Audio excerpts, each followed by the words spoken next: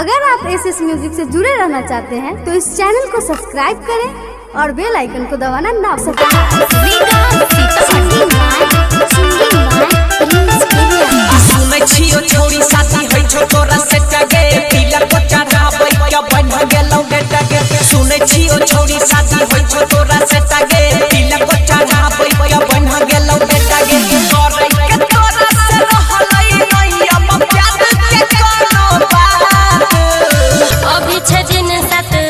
तू क्या ले बात 15 के साथ छिए 16 के सुहाग रात अभी 6 दिन साथ तबले तू क्या ले बात 15 के साथ छिए 16 के सुहाग रात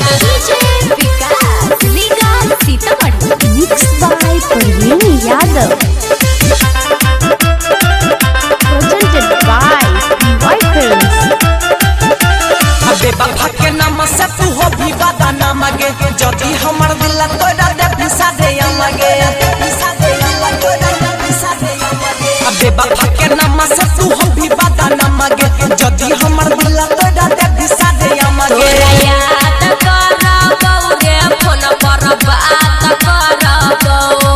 ससुरो से आई के नहिरा में मुलाकात करबो आगो सारा नाम के हो दिल गई भी पर बड़ा भी करे अभी 6 दिन साथ तबले तू क्या ले बात 15 के साथ छिए 16 के सुहाग रात अभी 6 दिन साथ तबले तू क्या ले बात 15 के साथ छिए 16 के सुहाग रात Parveen Yadav presented by PY films.